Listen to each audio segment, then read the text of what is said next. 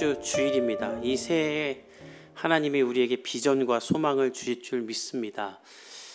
사실 12월 31일과 1월 1일은 똑같은 하루이고 하루 차이일 뿐인데 이날을 기점으로 우리는 많은 것들이 변하죠. 나이가 변하고 아이들은 학년이 변하고 또 회사에서 일하는 사람들은 직책이 변하기도 하고 여러 변화가 찾아옵니다.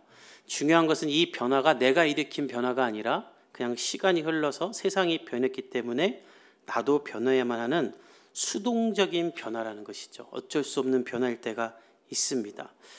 어쩌면 인간이 끊임없이 안정적인 삶을 꿈꾸면서 최대한 나를 둘러싼 것들이 변하지 않는 상태로 만들려는 것은 계속해서 변하는 이 세상 가운데 내가 더 안정적으로 살면서 자유하고자 하는 것이 아닐까 싶습니다. 집을 마련해서 내가 이사를 가야만 하는 환경을 없애는 것, 안정적인 수익과 또 자산을 만들어놔서 내가 늙어도 나중에 나이가 들어도 돈이 없는 상태가 되지 않게 하려는 것. 어쩌면 그 모든 것들은 변할 수밖에 없는 이 세상 가운데 나를 보호하려는 어떤 디펜스일 수 있습니다. 사람들은 계속 변하는 세상 가운데 위축되고 불안하고 두려워하죠. 그런 우리 가운데 하나님이 원하시는 것은 무엇인가?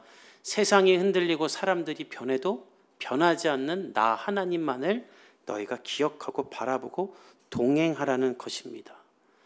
여러분, 우리 하나님은 왜 변하지 않는가? 영원하신 분이기 때문입니다. 반대로 세상이 변하는 이유는 영원하지 않기 때문이에요. 사람은 죽고 병들어서 계속 바뀌고 기계도 고장나고 자연도 파괴되고 지구도 병들어가죠. 이 세상의 모든 것들은 유통기한이 있기 때문에 계속해서 변할 수밖에 없습니다. 그래서 세상은 변하는 거예요. 그러나 하나님은 영원하신 분이기에 완전하신 분이기에 변하지 않죠. 우리가 붙잡아야 될 분은 그 하나님이고 그 영원하신 하나님을 붙잡을 때 우리는 하나님의 선하심과 신실하심을 맛보며 이의 길로 걸어갈 수 있는 겁니다. 우리가 방금 전에 봤던 선교사님들이 그런 삶을 사는 분들이죠. 저와 여러분들에게도 이런 힘이 있기를 원합니다. 아마 여러분들 중에 2024년을 맞아서 여러 가지 변화를 시도해야만 하는 사람들이 있을 것입니다. 새로운 직장에 가야 될 사람도 있고 사업을 전환해야 될 사람도 있고 또 결혼이나 출산 등을 생각하는 사람들이 있을 거예요. 그 막연한 앞에 오늘 이 유다서가 답을 줄 수 있습니다. 우리가 이 유다서를 오늘 볼 건데 한 장짜리 책이에요. 그래서 이 책이 어떤 책인지 알기 위해 우리 먼저 1절에서 4절을 읽어보기를 원합니다. 여러분의 성경으로 1절에서 4절까지 한번 읽어보겠습니다. 시작. 예수 그리스도의 종이요 야고보의 형제인 유다는 부르심을 받은 자 곧 하나님 아버지 안에서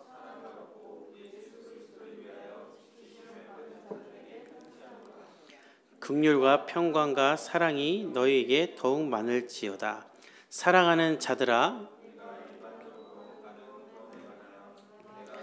편지하라는 생각이 간절하던 차에 성도에게 단번에 주신 믿음의 도를 위하여 힘써 싸우라는 편지로 너희에게 권하여야 할 필요를 느꼈노니 이는 가만히 들어온 사람 몇 사람이 있음이라. 그들은 옛적부터 이 판결을 받기로 미리 기록된 자니 경건하지 아니하여 우리 하나님의 은혜를 도리어 방탕한 것으로 바꾸고 홀로 하나이신 주제 곧 우리 주 예수 그리스도를 부인하는 자니라. 이 유다서는 어떤 책인가? 오늘 1절에 보면 이 책을 쓴 유다는 자신을 예수 그리스도의 종이며 야고보의 형제라고 말합니다. 이 야고보는 예수님의 제자였던 야고보가 아니라 성경에 있는 야고보서를 쓴 예수님의 동생 야고보를 말하는 거예요. 근데 다만 내가 그 야고보의 동생이다라는 말은 나도 예수님의 동생이다 이 말을 하려는 것입니다. 사실 복음서에 보면 예수님의 동생들은 예수님을 믿지 않았죠. 예수님이 막 사역을 시작하니까 엄마랑 같이 찾으러 옵니다. 왜 지금 뭐 하는 거냐고. 30년을 같이 살던 형이 갑자기 나는 하나님의 아들이라고 그러면서 막 다니니까 우리 형이 왜 갑자기 저런 사이비 종교의 교주가 됐나 싶어가지고 찾으러 왔던 거예요. 그래서 안 믿었어요. 근데 나중에 이들도 예수가 내 형이 아니라 하나님의 아들이었음을 깨닫고 주의 제자가 됩니다. 그래서 1절에 나는 예수님의 동생이었다라고 말을 하지 않고 나는 그리스도의 종이다라고 말하는 거예요. 다만 영적인 권위를 얻고자 예수의 동생임을 간접적으로 밝히기 위해 야고보의 동생이다 이렇게 말하는 거예요. 이 유다가 오늘 유다서를 왜 썼는가? 3절에 보면 본래 구원을 어떻게 얻는지에 대한 구원론적 신학 사상을 기록하려고 했는데 그 책을 기록하려고 했던 때에 이단들이 교회에 들어옵니다. 그리고 그들이 교회를 분열시키고 사람들을 혼미하게 해요. 4절에 보면 가만히 들어오는 자들 때문에 내가 이 책을 쓴다. 이 가만히 들어왔다는 말은 슬그머니 스며들었다는 말로 이 시대에도 이단들이 신천지 같은 사람들이 우리 교회 같은 교회에 와서 가만히 스며들어서 집사 권사까지 돼갖고 정체를 드러내는 것처럼 그런 이단들이 이 교회 안에 들어온 거예요. 이 사람들은 영지주의자들인데 플라톤주의를 기반으로 그 사상 위에 잡다한 이론들을 막 섞은 다음에 어떻게 주장했냐면 여러분들 모두는 예수 그리스도로 말미암아 구원을 얻었으니 이제 마음대로 사십시오라고 말하는 사람들이었어요. 우리는 어린 양 대신 예수로 말미암아 모든 죄가 사해졌습니다. 그러니 이제 구원받을 수 있으니 원하는 대로 마시고 먹고 놀읍시다. 금욕주의적으로 살 필요 없습니다. 우리의 육체가 본래 악한 것인데 그걸 억누르면서 거룩하게 살아야 된다고 말하면서 스트레스 받지 맙시다. 예수님이 십자가에 달려 죽으사 우리를 죽기까지 사랑하시고 끊을 수 없는 사랑으로 이끄신다고 하셨으니 이제 맘대로 먹고 마시고 아무나 만나면서 놀고 먹읍시다 라고 주장하는 사람들이 교회 안에 들어온 거예요. 그래서 사람들은 혹합니다. 얼마나 이게 좋습니까? 여러분 우리가 예수 믿으면서 거룩하게 살고 절제하며 사는 게 얼마나 힘듭니까? 맨날 나를 쳐야 되고 회개해야 되고 맨날 나에게 좌절하고 실망하고 난 이거밖에 안 되나 이런 생각이 맨날 드는데 이 영지주의자들은 이제 다 괜찮다고 구원받았는데 뭐 어떠냐고 맘대로 살다고 하주니 사람들이 이게 너무 좋은 거예요. 근데 이게 기독교 역사의 한 흐름인데 보통 한 나라에 기독교가 들어가면 한 100년 좀 안 되게 큰 부흥을 일으킨 다음에 이런 이단들이 교회 안에 들어오기 시작해요. 우리나라도 그래요. 우리나라에 이단이 들어온 게 1세기 되기 전에 이런 이단들, 구원파, 신천지, 정명석, 이지록 이런 사람들이 들어왔죠. 그들의 뿌리가 이 영지주의입니다. 이 사람들은 음탕하게 살면서 상처를 주죠. 그러면서도 너희는 구원받았다. 이게 다 우리가 이 TV 매스컴에서 봤던 이단들의 특징이잖아요. 이 사람들이 보통 1세기 정도 됐을 때 나타나요. 그래서 저는 이것을 볼 때 왜 기독교의 이 거룩함, 은혜를 추구하는 삶이 1세기를 못 넘을까 이렇게 생각해 보면 아까도 말했던 것처럼 제가 어렸을 때만 해도 주일날 돈 못 쓰겠습니다. 교회에서. 그래서 선생님들도 아이들 주일학교 간식도 토요일날 샀어요. 그렇게 철저하게 주일을 잘 지키고 거룩한 삶을 강조했는데 이게 한 100년쯤 되면 이게 너무 힘든 거야. 너무 힘들다. 그리고 예수님은 자유를 주셨는데 우리는 왜 이렇게 율법주의로 사냐 하면서 이게 균형을 맞춰야 되는데 한쪽 끝으로 너무 간 거예요. 그리고 이제 괜찮다. 우리에겐 자유가 있다고 하면서 우리 꼭 그렇게 안 살아도 된다. 그래서 주일에 우리 성도들끼리 맛있는 거 사 먹자, 즐기자. 여기까지는 좋은데 이게 계속 확장돼 가지고 하나님의 말씀을 변질시키면서 이제는 이 영지주의자들이 추구하는 것처럼 예수 믿어도 구원받았는데 뭐 어때? 우리 술 먹고 담배 피고 클럽도 가고 게임도 하고 싶은 거 다 하자. 그러면서 정작 성경은 한 장도 안 읽고 기도는 10분도 안 하면서 구원의 확신을 갖고 사는 구원받지 못할 크리스찬들이 이 시대 가운데 너무나 많아진 거예요. 그 결과 과거의 한국교회 성도들은 존경을 받았죠. 어떻게 저 사람들은 저렇게 절제하며 살까? 거룩하게 살까? 근데 지금은 아무도 그렇게 안 사니까 교회는 위선적인 집단, 평균 이하의 사람들이 모이는 집단으로 지적을 당합니다. 이게 2000년 동안 사단이 교회를 무너뜨리는 방법이었어요. 하나님과 사단의 차이가 무엇인가? 하나님은 말씀이라는 절대 가치로 사람을 변화시킵니다. 사단은 사람으로 말씀을 왜곡시켜버려요. 지금 대표적인 게 이 시대의 무지개죠. 하나님이 노아의 때에 인류를 심판하시고 무지개를 보여주면서 내가 다시는 너희를 물로 심판하지 않을게. 이 무지개가 그 상징이 될 거야. 그러니 너희는 나만 생각하고 나만 바라보고 나 함께 살자라고 이거를 우리의 상징으로 보여줬는데 사단은 이 무지개를 가지고 하나님이 다시는 심판하지 않는다고 했으니 마음대로 삽시다. 그리고 동성애의 상징으로 이걸 박아버려서 교회가 이제 무지개를 못 써요. 여러분 무지개 그려놓으면 동성애 인정하는 교회가 돼버려요. 이 시대가. 그러니까 사단이 그렇게 만드는 거예요. 인간 안에는 죄를 사랑하는 마음이 있어서 하나님의 말씀으로 내 삶을 바꾸기보다 하나님의 말씀을 내 마음대로 해석해서 믿는 걸 더 좋아합니다. 내가 변하는 것은 싫고 어렵기 때문이죠. 그런데 사단은 당신 하나도 안 변해도 된다. 하나님의 말씀을 왜곡시켜 주니 이 사단과 인간의 죄가 만나서 시너지를 이루는 겁니다. 사람들은 사단을 좋아하죠. 하나님은 맨날 변하라고 우리에게 고통만 주는데 사단은 너 마음대로 살려고 하니까. 그러나 여러분, 우리가 오늘 기억할 것이 있어요. 하나님은 여러분들에게 스트레스를 주고 고통을 주면서 변화되라고 말하는 분이 아니라 죄로 가득한 이 세상 가운데 하나님의 형상을 회복하고 하나님과 동행하는 기쁨을 주기 위해 말씀으로 변화되라고 하는 것이지 우리에게 고통을 주려는 분이 아닙니다. 며칠 전에 TV 프로에서 99년도 수능에서 만점을 받은 분의 그 인터뷰를 봤어요. 그분이 최초 수능 만점자라고 하더군요. 그분에게 어떻게 공부를 했냐라고 물어보니까 그분이 이렇게 말을 했어요. 문제를 풀 때 이 문제를 낸 사람이 나를 힘들게 하려고 문제를 낸 것이 아니다. 나보고 문제를 잘 풀라고 답을 하나 심어놓고 이 문제를 만들었다. 나를 괴롭히려고 문제를 만든 것이 아니라 이 문제를 풀고 성장하라고 만든 것이라고 생각하고 하면 그렇게 힘들지 않다.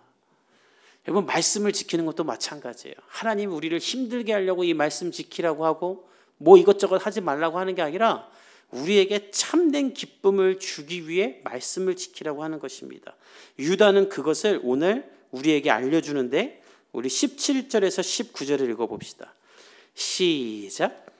사랑하는 자들아, 너희는 우리 주 예수 그리스도의 사도들이 미리 한 말을 기억하라. 그들이 너희에게 말하기를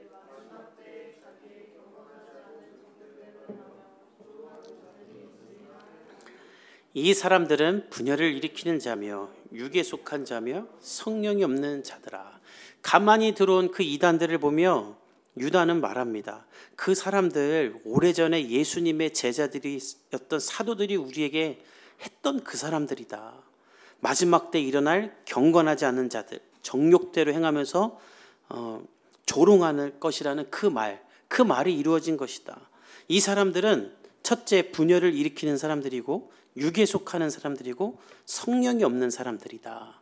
이 세 가지 특징인데, 첫째, 분열을 일으킨다는 말은 분리하다, 한계선을 그어놓는다는 말로 이 영지주의자들이 교회에 들어와서 어떤 일을 하냐면요, 신비한 체험을 경험한 사람과 경험하지 못한 사람을 이렇게 나눠버리는 거예요.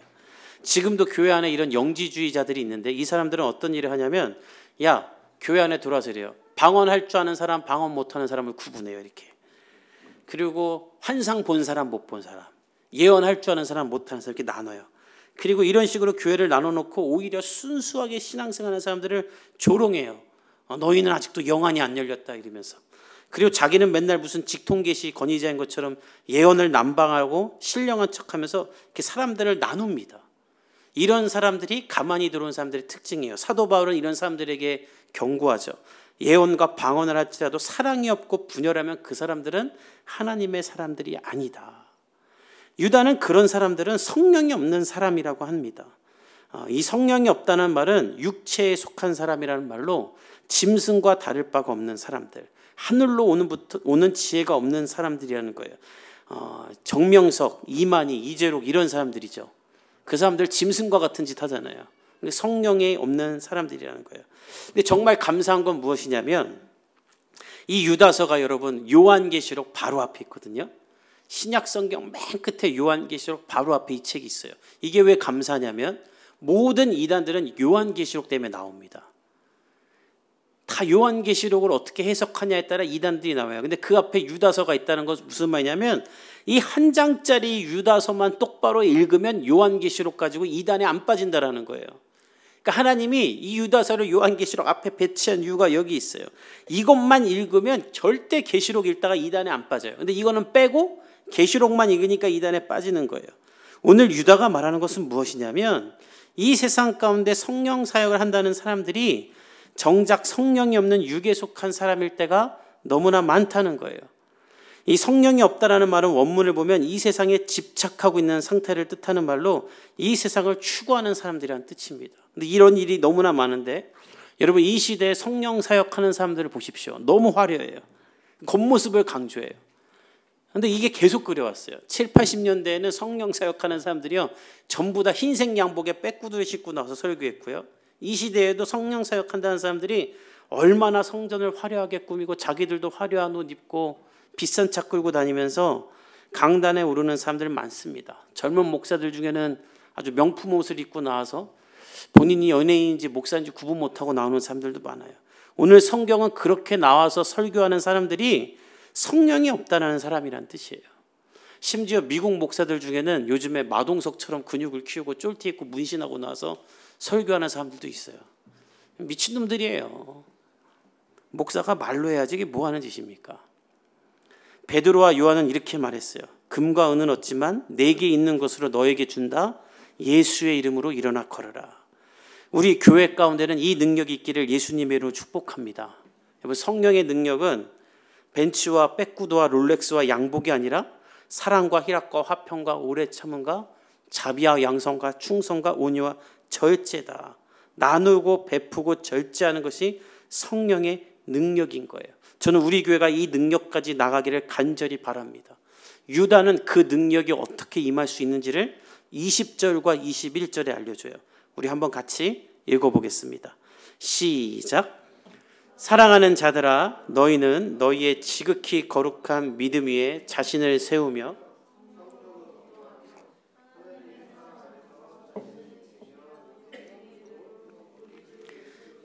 긍휼을 기다리라.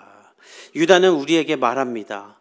이 혼탁한 세상 가운데 변하지 않고 우리가 굳건히 서려면 첫째, 거룩한 믿음 위에 자신을 세우라. 세상의 풍조와 흐름, 너를 혹하게 하는 것들에 빠지지 말고 하나님의 말씀 위에 먼저 서라는 거예요. 빠르게 변하는 세상 가운데 내가 어떻게 대응해야 될지 고민하며 마음 뺏기지 말고 먼저 말씀을 기반으로 삶을 형성해라. 반석 위에 서라는 것이죠. 그 다음에 기도를 하는데 그냥 기도가 아니라 성령으로 기도하라. 그냥 자기 전에 기도해야지 하면서 맨날 똑같은 기도 1분 하는 거 말고 오늘 예주자매가 말한 것처럼 성령이 나를 이끌고 가는 기도, 나로 하여금 기도하게 하시는 그 성령의 기도를 하라는 거예요. 근데 이 기도를 하려면 말씀을 읽어야만 한다. 그러니까 말씀과 기도는 같이 갈 수밖에 없어요. 성경 안 읽으면 기도가 안 나오고요. 기도를 안 하면 성경의 의미를 알 수가 없어요. 유다는 2024년 새해를 맞이한 우리에게 말씀 위에 서서 성령으로 기도하라는 거예요. 그리고 마지막 하나님의 사랑 안에서 자기를 지켜라. 영지주의자들이 말하는 것처럼 이젠 구원받았으니까 내 맘대로 살겠다 하면서 맘대로 살면 구원받을 수 없다는 거예요. 성경 어디에도 그렇게 말한 적이 없습니다. 바울은 우리에게 우리의 몸을 거룩한 산 제물로 드리라고 했고 베드로는 모든 행실에 거룩하라고 했으며 사도 요한은 예수님이 빛 가운데 계신 것처럼 너희도 빛 가운데 있으라고 했어요. 유다는 그 말을 하는 거예요. 하나님의 사랑 안에서 자신을 지키며 우리를 구원하신 예수 그리스도의 긍휼을 기다리라. 2024년 저와 여러분이 이 유다의 말씀을 지켜 행하는 하나님의 사람들이 되기를 간절히 축복합니다. 변하는 이 세상 가운데 이 하나님을 붙잡고 사는 거예요. 그리고 우리가 또 하나 해야 될 일이 있습니다. 우리 22절에서 23절을 읽어봅시다. 시작. 어떤 의심하는 자들을 긍휼히 여기라. 또 어떤 자를 불에서 끌어내어 구원하라.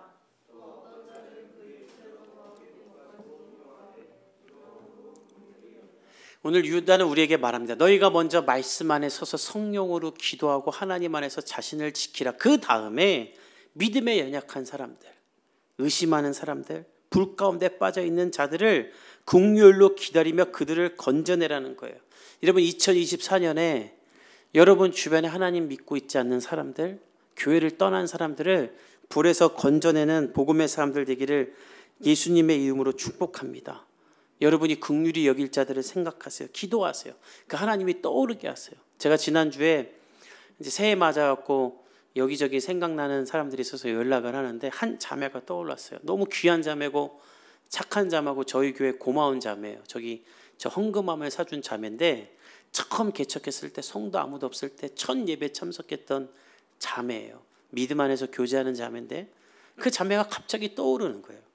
그래서 우리 교회 송구영신 예배 보낸 사진 보내주고 잘 지내냐고 했더니 답장이 왔는데, 목사님 지금 엄마가 1시간 전부터 두개골을 열고 수술을 하고 있었어요. 근데 제가 혼자 여기 있었는데 너무 두렵고 불안했는데 목사님 카톡이 왔다는 거예요. 그래서 제가 기도하겠다고, 간절히 기도하겠다고. 근데 나중에 제 아내한테 연락이 오기는 너무 두렵고 무서웠는데 목사님이 카톡이 와서 편안해졌다. 여러분이 깨어서 성령으로 기도하고 하나님 앞에 서 있으면 이렇게 성령께서 여러분에게 떠오르게 하는 사람이 있습니다. 그때 여러분이 그 사람에게 연락하면 기가 막힌 성령의 타이밍이 때가 많아요. 전 여러분이 이 일을 감당하는 하나님의 사람들이 되기를 간절히 축복합니다. 우리가 이 일을 하기 시작하면 어떤 은혜가 2024년에 우리에게 임하는가? 우리 24절과 25절 읽어봅시다. 시작. 능히 너희를 보호하사 거침이 없게 하시고 너희로 그 영광 앞에 흠이 없이 기쁨으로 서게 하시리. 곧 우리 구주 영광과 위엄과 권력과 권세가 영원 전부터 이제와 영원토록 있을지어다. 아멘. 우리가 하나님의 말씀 안에서 성령으로 기도하며 하나님의 사랑 안에서 자기를 지키고 긍휼한 자들을 품고 살면 세상이 어떻게 변하고 위협적이고 난리가 나도 예수님이 우리를 능히 보호하신다라는 거예요. 그리고 우리는 하나님의 보호하심을 깨닫고 느끼고 누리면서 겁침없이 이 세상 가운데 도전하고 하나님의 영광 앞에 흠이 없이 기쁨으로 살도록 성령께서 우리를 이끄신다는 것입니다. 이 은혜를 저와 여러분 모두가 누리는 2024년이 되기를 간절히 축복합니다. 그러기 위해 말씀 위에 서서 성령으로 기도하기를 결단하십시오. 하나님께서 우리를 영광과 위엄과 권력과 권세가 영원 전부터 이제와 영원토록 있을지어다라고 예수 그리스도를 바라보며 찬송하게 우리를 이끄실 것입니다. 로마서 1장 17절은 말합니다. 복음에는 하나님의 의가 나타나서 믿음으로 믿음에 이르게 하나니 기록된 바 오직 의인은 믿음으로 말미암아 살리라 함과 같으니라. 여러분들이 믿음으로 살기를 예수님의 이름으로 축복합니다. 그리고 예수 그리스도의 보호하심을 경험함으로 거침없이 전진하는 2024년이 되기를 간절히 바랍니다. 우리 함께 기도하도록 하겠습니다.